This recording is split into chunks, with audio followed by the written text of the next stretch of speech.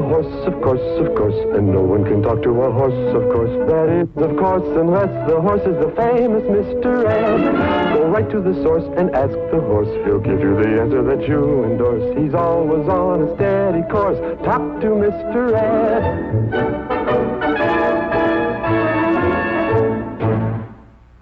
There's flour, baking powder, and salt together. Carol, would you like to hear the speech I wrote? What speech? Well, you know, the one I'm giving to the canvassers at the Treadway Iron and Steel Company. Hmm? Mr. Treadway, he wants me to show them how to sell a payroll savings plan to their fellow employees. I'm supposed to talk on the subject of designing your future on account of my being an architect. You get it, designing? I get it. Pretty clever, too. But you're a little out of practice about payroll savings. We haven't bought a savings bonds in a long time. Well, ever since I sold the board of directors on Mr. Treadway's pet plan for the new administration building, he thinks I'm a great orator. You must be. You sold me on marrying you. Go ahead, honey, read me your speech. All right. Fellow Americans, the job you are about to undertake is one which will benefit both your co-workers and your country. It is a public service of the highest order. You're not listening, Carol. Yes, I am, honey. Go on. Oh. It is a privilege to address you on the importance of the payroll savings plan for the purchase of savings bonds. This plan is a boon to all Americans because, let us be honest, when a man brings home his hard-earned money at the end of the week, what does he do with it? Pour into ungreased pan. He pours it into an ungreased pan. Go ahead, honey. But, and I say this in all sincerity, if the worker will take time to beat his yolks well and add the necessary hot milk and bake in a moderate oven at 330 degrees Fahrenheit, then he will realize the goal of every loyal citizen, the day when he can retire to his own little sponge cake and live happily between two layers. I thank you. What do you think? That sounds wonderful, honey, but don't you think you'd cut it down a little? You mean make it one layer? Hmm? Well, I bet Lincoln's wife wasn't baking a sponge cake when he was trying out his Gettysburg Address on her. What? And if Mrs. Washington didn't help George out with his speech, that farewell address might never have gone beyond the two words, "Goodbye, fellas." Wilbur, what on earth are you talking about? Oh, never mind. I'll just go back to the barn and try my speech out on my horse. Oh, Wilbur, have you called the electrician to have him come fix a short in our bridge lamp? Yeah, he'll be here right after lunch. Thanks, honey. Carol, would you hear my speech after lunch? Carol? I heard you, darling. The electrician will be here after lunch. Yeah. I hope your sponge cake drops, honey. Thank you, darling. You're welcome.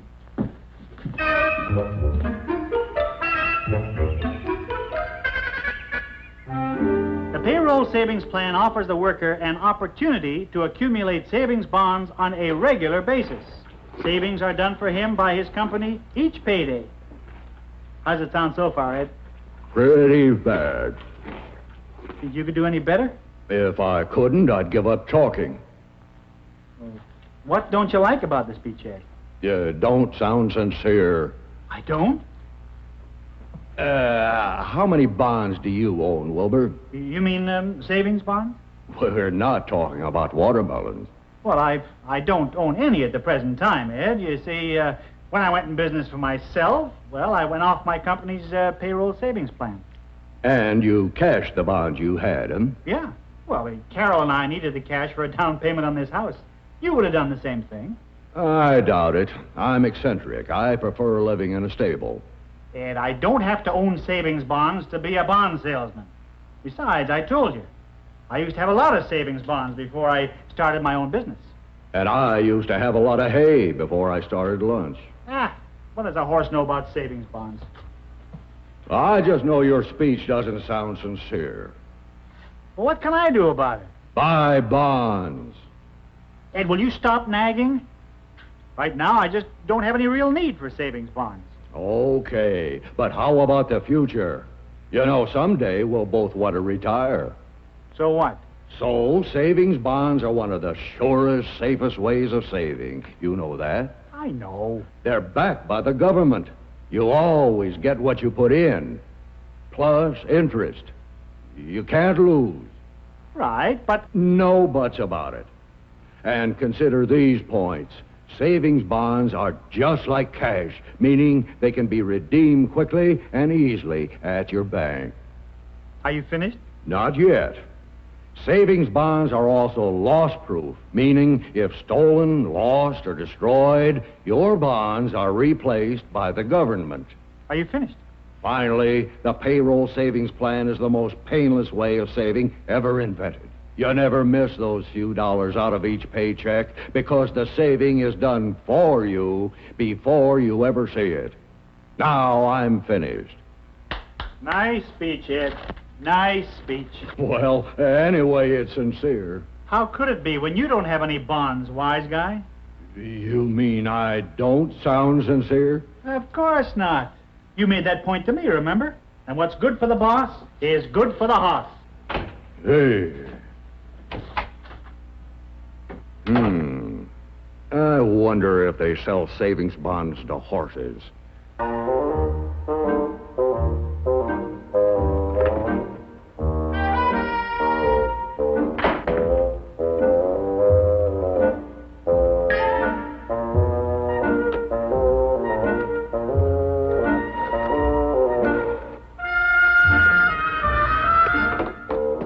Operator, get me Washington, D.C., Treasury Department. Yeah, I'll pay.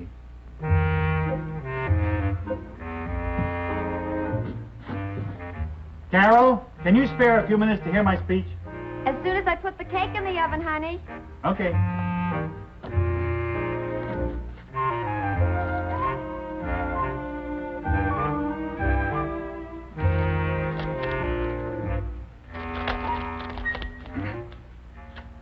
Thank you. Thank you. Oh, please, not too much. You're spoiling me. No, it is too much. Thank you, thank you. Thank you, thank you. Mr.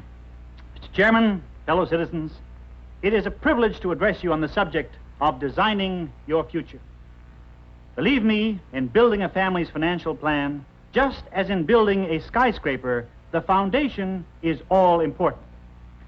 So, when you advise your fellow workers to build that plan around United States savings bonds, you are giving them the best possible advice.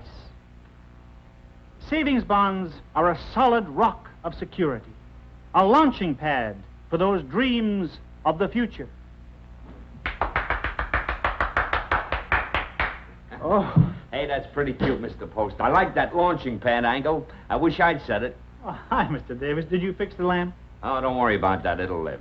Hey, what's with the speech? You going on TV? Well, I'm giving a talk to the payroll savings canvassers at Treadway Iron and Steel. You know, pep them up, inspire them to be good bond salesmen. I got news for you, Mr. Post. Making a speech won't do the job. I know. I was a canvasser myself in the last drive at our shop. You know what you got to do? You got to give them the answers. You got to tell them how to meet objections.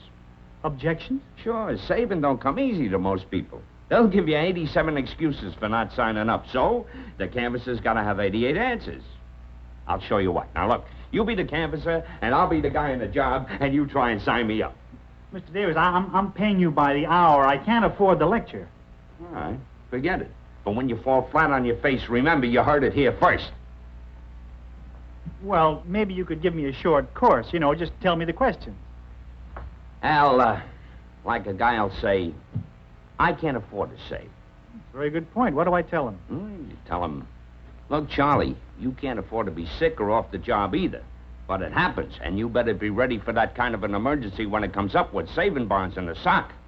And then maybe he'll tell you they already got too many deducts off their check. Hey, that's a tough one to answer.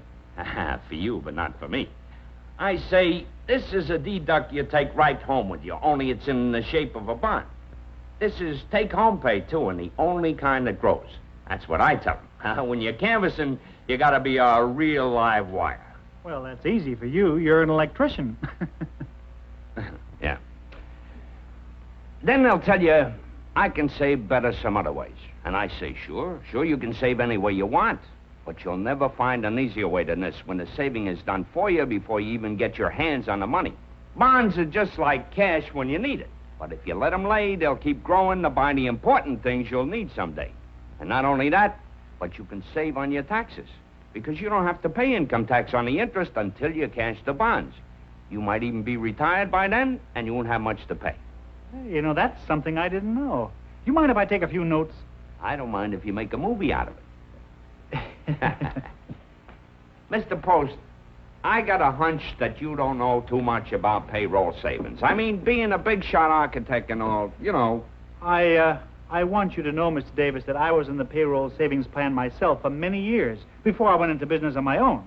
I know all about it. That's why they picked me to make the speech. Yeah. Well, no offense, Mr. Post, but you sound like a guy just making a speech, you know? No oomph. Oomph? Right. No oomph. Like a guy that maybe isn't using the product himself. You got any bonds? Well, now, that's rather a personal question, Mr. Davis. When I discussed the matter with my horse... Oh, any horse will tell you the same. Horse? Yeah, well, I was rehearsing my speech in front of him the way I was with you, and he doesn't know half as much as you do about payroll savings. Oh, well, he hasn't had a chance to study, is it? Oh, come on, you got me talking like you. Tell me some more of the questions you get, Mr. Davis. Well, there's the one where they say, I'd like to sign up, but I got a lot of bills to pay. Well, I should think you'd tell them, sign up now, and we'll date the card ahead to whenever you stay. How's that? As an electrician, I hate to say this, Mr. Post, but you are now cooking with gas. Thank you. I'll bet between us we'd have them eating out of our hands. I'd do okay, but I hate to say this, Mr. Post. You don't have it here on account of you ain't a payroll saver. You know, folks can always tell. Well, but I used to be on payroll savings. We bought a lot of bonds while we bought this house with them. Yeah, but what have you done about it lately? It's not my fault. I'm my own boss now. I can't get on payroll savings. Oh, I'm bleeding for you, Mr. Post. I'm bleeding for you. Tell you what, Mr. Post. You give me your house and your business, and I'll give you my job. Very funny. To hear you talk, you'd think that payroll savings was the only way you could buy bonds. Don't you ever go to the bank? Well, certainly. To pick up a free calendar, maybe? Don't you know your bank's got savings bonds on sale at all times? Why, they'd even let you sign up to buy a bond a month automatically out of your checking account. Well, excuse me, Mr. Post.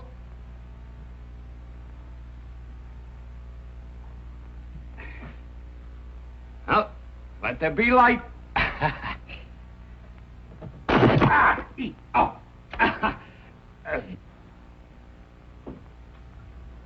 Oh, don't feel too bad.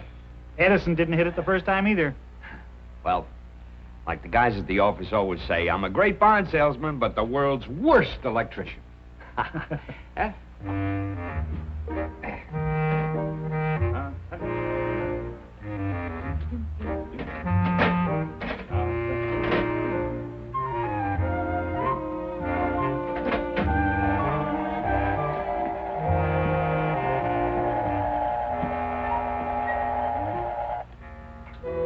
Hi, honey. Why the sad look? I think I'm going to ask Mr. Treadway to get somebody else to make that bond speech. What? Why? Well, I thought I knew all about savings bonds, but seems everybody else knows more about it than I do. Oh, don't say that, honey. Would you like to try your speech out on me? Again? What do you mean? 20 minutes ago, I lost a close decision to your sponge cake. Oh, darling, I'm sorry. I should have paid more attention. You didn't miss a thing. I'm a pretty terrible salesman. Now, Wilbur, don't say that. I couldn't sell a rowboat to a drowning man. Now, stop that. I will not have you knocking my husband. Know what I think? What? You have a guilty conscience. Ever since we cashed our savings bonds to buy this house, we've been spending every last cent and never saving anything. That's what you get for marrying a sport. I wanted you to have things. Silly. You can have things and still save regularly. All a woman really wants is security, plus a loving husband, of course. Even if he can't make a decent speech? You can make a fine speech. All you need is to be sincere. Oh. You sound just like that electrician. He says if you're not buying bonds yourself, you can't convince other people they should buy them. He's right. I have to confess something to you, honey. I heard you and Mr. Davis talking about the payroll savings plan in there.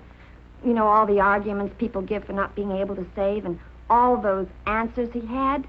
Why, it's the first time I've ever been sold anything by remote control. You know, I think we should sign up for a regular bond every month. Well, there's one thing about my little wife. When she's right, she's right. And when she's wrong, she's right. And this time, I'm wrong and you're right. We'll start buying bonds again. Oh, honey, and then you can do your canvassing with sincerity. You know, give it a little umph. Wait till I tell that electrician.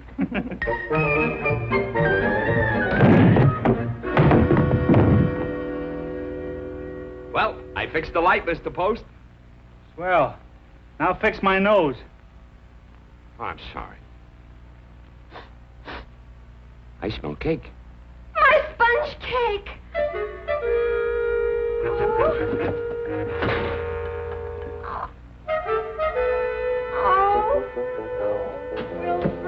look. My sponge cake. Look at it. It's flat. Well, honey, as long as we have savings bonds, we'll never be flat. What do you mean horses can't own savings bonds? What are they, animals? You listen to me, fella. Take it easy, Ed. The nerve of that guy. Suppose we horses passed a law that people couldn't ride horses. Ed, listen to me. Horses can't own savings bonds. A cat I could understand. Relax, Ed. Carol and I are going to be buying savings bonds regularly through our bank. And as a member of the family, you will be sharing in the pride of ownership. You feel better now? Yes, sir. But you can't blame me for feeling hurt, Wilbur. After all, horses are human, too. Friends, I hope you enjoyed our special Mr. Ed story for United States Savings Bonds half as much as we enjoyed doing it for you.